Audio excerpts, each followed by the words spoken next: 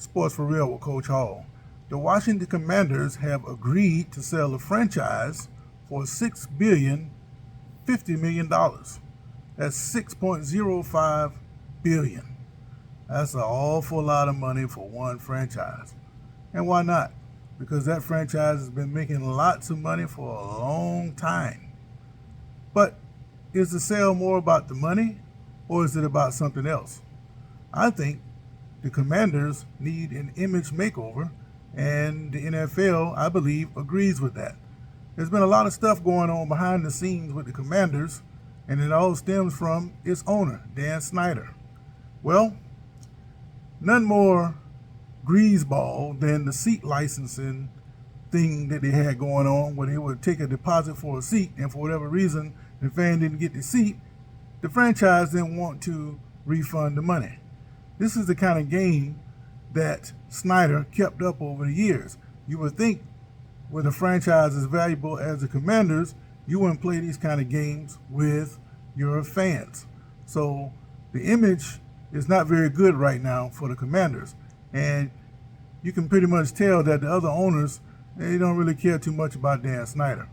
So you bring in Josh Harris and this group, who've raised this $6.05 billion or have agreed to buy the team for that kind of money. And not only do you have Josh Harris, but you bring in the squeaky clean image of Magic Johnson. Harris is involved with other franchises. He has a piece of the Steelers. He's involved with the New Jersey Devils. And you have Magic Johnson with his experience and part owner of the Dodgers. They bring in a lot of experience dealing with the media and fans. In short, these guys are good for image. So it's not necessarily about the money that's being sold for or the money that can be made. You have to maintain that image. Image is everything, whether you want to believe it or not. Now, one thing that the Commanders must do, they need to come up with a quarterback. So yeah, you sell a franchise and whoever owns the team, it doesn't matter if you don't have a good product on the field. All these teams, there's about this much difference between all of them, so it doesn't take a whole lot for a franchise to come back. But if the Commanders are going to do it, they're going to need to come up with a quarterback. Speaking of quarterbacks, the NFL has issued a new directive concerning quarterback helmets.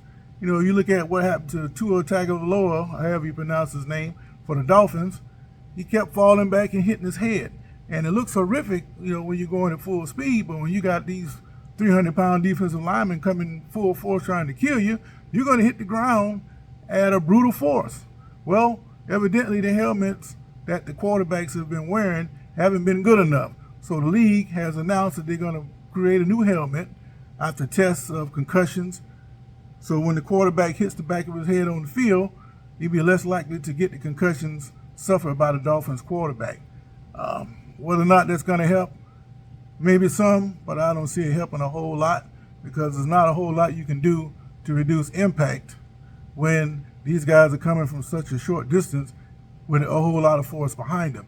So I hope they get it right, but still, this is just another way to try to legislate contact out of the game. Either you're going to play the game or you're not.